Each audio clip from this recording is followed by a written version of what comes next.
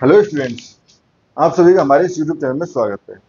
Students, हम linear program problem and its application ये हम पेपर सॉल्व कर रहे थे और लेक्चर नंबर 25 पे पहुंच चुके हैं। लेक्चर नंबर 25 है डुअलिटी, यानी कि इससे पहले जो हमने लेक्चर्स पढ़े थे उसमें हमने पढ़ा था कि किस तरह से सिंप्लेक्स टेबल से प्रॉब्लम को सॉल्व करते हैं, किस तरह से ऑप्टिमलिटी कंडीशंस की जो थ्योरम्स हैं, जो इंपॉर्टेंट थ्योरम थी, वो सब कुछ हमने पढ़ा था। कॉन्वेक्स सेट क्या होता है, कॉन्वेक्स सेट से रिलेटेड कौन कौन सी थ्योरम्स हैं और कौन कौन सी इंपॉर्टेंट थ्योरम्स है जो हमसे पूछी जा सकती है। ठीक है, ये हमारे पास लेक्चर नंबर 25 है, जो है हमारे पास डुअलिटी। ठीक है, अब डुअलिटी क्या होती है, पहले सबसे पहले डुअलिटी क्या होती है और हम क्यों इसको स्टडी करते हैं।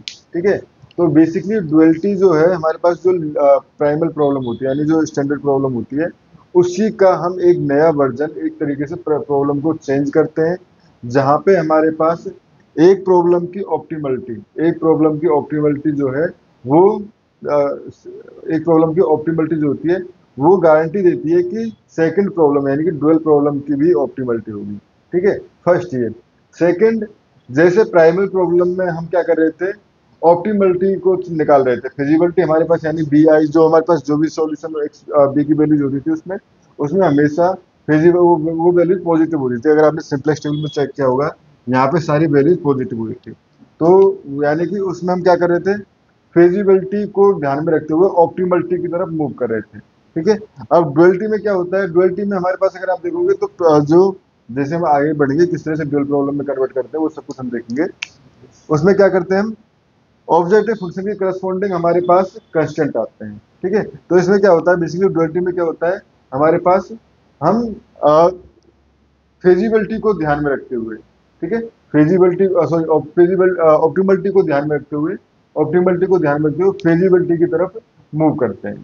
ठीक है, अब कोई प्रॉब्लम है उसकी डुअल प्रॉब्लम किस तरह से हम निकाल सकते हैं, तो पहले इसको हम समझ लेते हैं। तो सबसे पहले सपोज एक हमारे पास प्रॉब्लम है। ठीक है, तो ये हो symmetric relation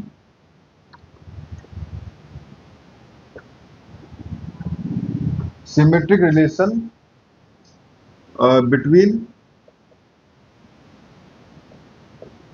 dual and primal. ठीक है, ठीक है, बिटवीन डुअल एंड प्राइमल। ठीक है, तो अब पहले सबसे पहले हम देखते हैं प्राइमल फॉर्म। प्राइमल फॉर्म क्या होती है, ठीक है स्टूडेंट्स, प्राइमल फॉर्म होती है हमारे पास कोई भी जो एलपी प्रॉब्लम होगी, consider a LP problem, consider a LP problem. ठीक है, प्राइमल प्रॉब्लम में ये होता है हमारे पास maximum Z equal to C1 x1 plus C2 x2 plus dot dot Cn xn। ठीक है, यानी कि फंक्शन जो होगा मैक्सिमम में होगा, प्राइमल प्रॉब्लम में फंक्शन मैक्सिमम में होता है। ठीक है, subject to conditions, subject to conditions की अगर हम बात करें तो यहाँ पे a11 x1 plus a12 x2 plus dot dot a1n xn will be less than equal to b1, a21 x1 plus a22 x2 plus a2n xn less than equal to b2। Similarly am1 x1 plus am2 x2 plus dot dot amn xn less than equal to bn। ठीक है, and x1 x2 dot dot xn greater than equal to 0। ठीक है students, यानी primal problem की standard form ये होती है, यानी कि हर इसमें जो साइन होंगे वो हमेशा लेस देन इक्वल के साइन होंगे। अगर ग्रेटर देन इक्वल का साइन है तो उसको हम कन्वर्ट करेंगे लेस देन का -1 से मल्टीप्लाई करके। अगर इक्वल का साइन है, क्योंकि हम एग्जांपल भी लेंगे काफी, अगर इक्वल का साइन है तो एक बार लेंगे हम ग्रेटर देन का साइन, एक बार लेस देन इक्वल का साइन। ठीक है, क्योंकि एक बार प्रॉब्लम अगर सपोज जैसे x इक्वल टू बी, ठीक है, एक जनरल सा एग्जांपल कह रहा हूँ मैं, तो ये x less than equal to b भी है, x greater than equal to b भी है, यानी इसको मैं इस तरह से लिख सकता हूँ। ठीक है, और फिर अगर मैं इसे -1 का मल्टीप्लाई कर दूं तो ये हो जाएगा less than equal to minus b, यानी इस तरह से हम इक्वेशंस को कन्वर्ट भी करेंगे आगे, ठीक है। तो ध्यान में क्या रखना है, ऑब्जेक्टिव फंक्शन जो होगा वो मैक्सिमम टाइप का होगा, ठीक है। सारे साइन जो हैं वो लेस देन इक्वल के साइन होंगे। सभी वेरिएबल जो है वो must be greater than equal to zero होने चाहिए। सभी वेरिएबल जो है वो must be greater than equal to zero होने चाहिए। अगर इन कंडीशंस को ये सेटिस्फाई कर रहा है प्रॉब्लम, तो उस कंडीशन में ये हमारे पास प्राइमल फॉर्म है, ठीक है। ये प्राइमल फॉर्म है। अब इस प्राइमल फॉर्म को डुअल में कन्वर्ट करेंगे, ठीक है। तो पहले कन्वर्ट करने से पहले हम इसको मैट्रिक्स फॉर्म में लिखना पसंद करेंगे। तो मैट्रिक्स फॉर्म अगर देखें, मैट्रिक्स फॉर्म, क्योंकि मैट्रिक्स फॉर्म से कन्वर्ट करना इजी हो जाता है, ठीक है। मैट्रिक्स फॉर्म में ये हो जाएगा हमारे पास maximum Z equal to C X subject to A X less than equal to B X greater than equal to zero, ठीक है। ये होगा where where C equal to है C one C two dot dot C N, X equal to है X one X two dot dot X N, and A equal to है matrix A one one A one two A one N A two one A two two A two N, basically coefficient matrix, ठीक है। And A M one A M two A M N, ठीक है।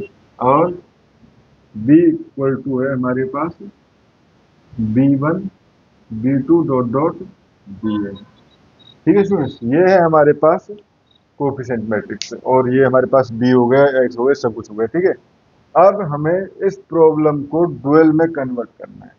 तो dual में convert करने के लिए क्या करेंगे, सबसे पहले बेसिकली अगर हम डायरेक्टली लिखना चाहो तो मैं इस तरह से लिखता हूँ, इसकी डुअल प्रॉब्लम, डुअलिटी क्या होगी, डुअल प्रॉब्लम है, डुअलिटी होगी हमारे पास मिनिमम, मैक्सिमम साइन जो है वो चेंज हो जाएगा मिनिमम में, ठीक है। मिनिमम जेड डी, ठीक है। जेड डी जहां पे भी मैं नोट करूंगा इसका मतलब वो डुअल प्रॉब्लम को रिप्रेजेंट कर रहा है, ठीक है। इक्वल टू बी ट्रांसपोज और एक नया वेरिएबल ओमेगा, ठीक है। अब ध्यान रखना, देखो बी ट्रांसपोज आया है, ओमेगा एक वेरिएबल आया, तो ओमेगा में कितने वेरिएबल्स हो सकते हैं, यानी ओमेगा में बेसिकली अगर देखा एक्स में हमारे पास एक्स एन तक एन वेरिएबल थे, ठीक है। ओमेगा में कितने होंगे, बी ट्रांसपोज हो जाएगा हमारे पास B one B two B N, ठीक है। मल्टीप्लाई करना है omega one omega two dot dot omega N, omega N से होगा ना, क्योंकि मल्टीप्लाई तभी पॉसिबल जब ये दोनों इक्वल हो, ठीक है। Number of variable equal to number of coefficient equal to number of variable, तो टोटल नंबर ऑफ वेरिएबल्स कितना हो जाएगा एन, यानी ओमेगा क्या हो जाएगा हमारे पास, ओमेगा इक्वल टू हो जाएगा omega one omega two dot dot omega n, ठीक है। ये हो गया। उसके बाद सब्जेक्ट टू कंडीशन जो चेंज होंगी उसमें होगा पहले ए ट्रांसपोज, ए की जगह आ जाएगा a transpose and omega, a transpose omega will be greater than equal to, यहाँ पे लेस देन था, यहाँ पे will be greater than equal to, ये हो जाएगा सी ट्रांसपोज, ठीक है। ये सी ट्रांसपोज, अब सी ट्रांसपोज में भी देख सकते हो आप, सी ट्रांसपोज में एन है, तो यहाँ पे भी इसलिए ए ट्रांसपोज में कितने एन इक्वेशंस थी, ठीक है। अब इसमें कितने हो जाएंगे, एन इक्वेशंस हो जाएंगे, नंबर ऑफ इक्वेशन चेंज हो जाएंगे, जितने इतने वेरिएबल है इतने इक्वेशन आ जाएंगे, ठीक है। And obviously omega greater than equal to zero, omega greater than equal to zero. तो ये हमारे पास इसकी डुअलिटी है, यानी कि डुअलिटी में कन्वर्ट करने के लिए क्या करना है, मैक्सिमम साइन को मिनिमम में चेंज करना है, सी को रिप्लेस करना है बी ट्रांसपोज से, ओमेगा हमारे पास वेरिएबल नया वेरिएबल आ जाएगा, ए को रिप्लेस करना है ए ट्रांसपोज से, यहाँ ओमेगा एक्स की जगह, ठीक है। एक ग्रेटर देन साइन, जो लेस देन का साइन है वो हो जाएगा ग्रेटर देन का sign, will be greater than C की जगह सी ट्रांसपोज, ओमेगा जो है वो हो जाएगा हमारे पास greater than equal to zero, ठीक है। तो अगर मैं इस प्रॉब्लम का, अब मैं यहाँ पे डुअल प्रॉब्लम लिखना चाहूँ, ठीक है। तो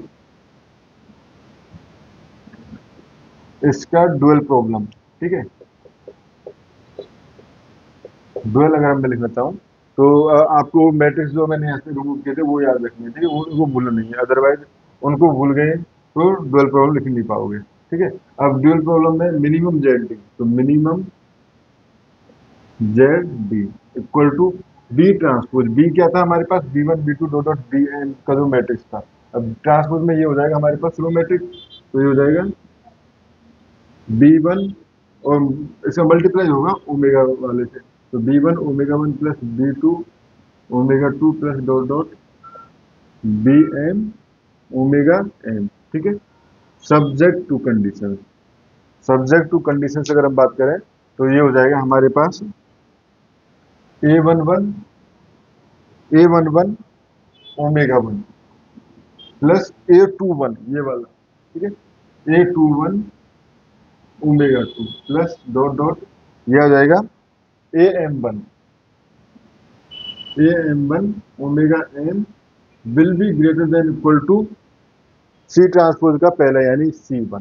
ठीक है, इसी तरह से A one two omega one plus A two two omega two plus dot dot A M two, यानी लास्ट वाला क्या था, A M two omega M greater than equal to C two. ठीक है, तो यहाँ से हो जाएगा हमारे पास ये हो जाएगा ए एम, तो A one N omega one plus A two N omega two plus dot dot A M N omega M greater than equal to C N. Total number of equations कितने हो जाएंगे, N. ठीक है, and omega one omega two dot dot omega M जो है वो greater than equal to zero हो जाएगा, omega M greater than equal to zero हो जाएगा। अब ये हमारे पास डुअल प्रॉब्लम में कन्वर्ट हो चुका है। ठीक है, अब डुअल प्रॉब्लम को सिंपली हम सिंपलेक्स टेबल से सॉल्व करते हैं, सिंपलेक्स टेबल से सॉल्व करने पे हमारे पास omega one omega two omega M की वैल्यू आ जाती है। ठीक है स्टूडेंट्स, उसके बाद इन वैल्यूज का यूज करके हम x1 x2 xn की वैल्यू निकालते हैं, जो हम आगे भी पढ़ेंगे। ठीक है, क्योंकि बेसिकली इसमें के लिए हमें एक थ्योरम पढ़नी पड़ेगी, उस थ्योरम की हेल्प से हम इजीली निकाल सकते हैं कि किस तरह से omega one omega two omega M की वैल्यू निकालने के बाद x1 x2 xn में जो भी रिलेशन होता है उस रिलेशन को हम यूज करके, क्योंकि ओरिजिनल प्रॉब्लम तो ये होती है, ठीक है, हम वैल्यू ओमेगा की निकालते हैं। अब एक क्वेश्चन यहाँ पे आता है कि हम क्यों ओमेगा आई यानी ड्युअलिटी में कन्वर्ट कर रहे हैं, जब हम डायरेक्टली इसको भी as a simplex table solve कर सकते हैं, इसको भी सिंपलेक्स टेबल सॉल्व कर सकते हैं। ठीक है, तो क्यों हम इसको डुअल में कन्वर्ट करने की कोशिश कर रहे हैं, क्योंकि अगर देखें तो डुअल में तो प्रॉब्लम मिनिमाइजेशन टाइप की हो चुकी है। ठीक है, प्रॉब्लम भी मिनिमाइजेशन टाइप की होगी, साइन भी greater than equal to sign हो गए। ठीक है, तो क्यों हम इसमें कन्वर्ट कर रहे हैं, ये एक इंपॉर्टेंट क्वेश्चन बन जाता है। इसका रीजन सीधा सीधा है स्टूडेंट। ठीक है, अगर हम देखें इसमें नंबर ऑफ इक्वेशंस कितनी थी, m। ठीक है, और इसमें नंबर ऑफ वेरिएबल कितने हैं, n। ठीक है, अगर हमारे पास एक ऐसा प्रॉब्लम हो, सपोज एक हमारे पास प्रॉब्लम है जिसमें हमारे पास 3 क्रॉस यानी 3 वेरिएबल्स, ठीक है, एंड 5 इक्वेशंस है, 3 वेरिएबल्स एंड 5 इक्वेशंस है। अब 5 इक्वेशन यानी 1 2 3 5 इक्वेशन एंड वेरिएबल ओनली 3 ही है। ठीक है, उस कंडीशन में अगर आपने देखा होगा कि सिंपलेक्स टेबल से जब हम सॉल्व कर रहे होते थे, तो उसमें सिंपलेक्स टेबल में क्योंकि इसमें से 5 इक्वेशन में अलग अलग कंपोनेंट्स बनेंगे, तो इस तरह से हमारे पास बहुत सारी सिंपलेक्स टेबल बन जाएंगी, बहुत सारी सिंपलेक्स टेबल बन जाएंगी। तो इसलिए जब सिंपलेक्स टेबल इतनी ज़्यादा सिंपलेक्स टेबल बने तो उस कंडीशन में हम क्या करते हैं, डुअल प्रॉब्लम में कन्वर्ट कर लेते हैं। इसका दूसरा तरीका ये देख सकते हैं, एक अच्छा सा, सपोज हमारे पास यहाँ पे ये इक्वेशन है जिसमें 2 वेरिएबल है। ठीक है, यानी कि इक्वेशन जो है m क्रॉस 2 की है, सॉरी 2 क्रॉस m की, 2 क्रॉस m की, यानी कि इसमें हमारे पास जो नंबर ऑफ इक्वेशंस जो है वो 2 है and number of variables m है। ठीक है, नंबर ऑफ इक्वेशंस जो है वो 2 है और m सपोज 10 वेरिएबल्स है। अब 10 वेरिएबल्स में से, क्योंकि वेरिएबल्स तो 2 ही चूज करने हैं, तो number of equation basic solution में 2 ही इक्वेशन आएंगी। ठीक है, 2 ही वेरिएबल आएंगे, तो इसमें हमारे पास 10C2 यानी काफी सारी सिंपलेक्स टेबल बन जाएंगी। बट अगर जब हम इसको डुअल में कन्वर्ट करेंगे, डुअल में कन्वर्ट करेंगे तो ये प्रॉब्लम जो 2x m या 2x10 की है वो प्रॉब्लम हो जाएगी 10x2, यानी कि 10 इक्वेशंस दो वेरिएबल, 10 इक्वेशंस दो वेरिएबल। अब जब 10 इक्वेशन दो वेरिएबल है तो इस प्रॉब्लम को जहाँ पे हमें सिंपलेक्स टेबल से सॉल्व करने की नीड पड़ रही थी उसको हम ग्राफिकल मेथड से सॉल्व कर सकते हैं इजीली, और ग्राफिकल से मेथड से सॉल्व करके आसानी से आंसर निकाल सकते हैं। ठीक है, तो आसानी से आंसर निकाल सकते हैं। तो इसमें मतलब इसमें जो हमारे पास बहुत सारा हमारे पास एनालिटिकल पार्ट था वो कम होके बहुत कम डुअल में कम हो जाएगा। बट ये जरूरी नहीं है स्टूडेंट्स कि हमेशा ऐसा हो, क्योंकि कई बार ऐसा हो कि ये हमारे पास इस तरह से 10x2 है, ठीक है, तो उस कंडीशन में ये 2x10 में ये तो उल्टा हो जाएगा, इसमें हमारे पास कम कॉम्प्लेक्सिटी आएगी उसमें ज्यादा कॉम्प्लेक्सिटी आएगी। ठीक है, तो ये प्रॉब्लम टू प्रॉब्लम वेरी करता है, ये हमेशा नहीं है कि डुअलिटी में कन्वर्ट करने से प्रॉब्लम इजी हो जाएगी, बट कुछ केसेस में डुअलिटी में कन्वर्ट करने के बाद प्रॉब्लम जो है वो इजी हो जाती है। ठीक है स्टूडेंट्स, तो इस वीडियो में हमें इतना ही करना है।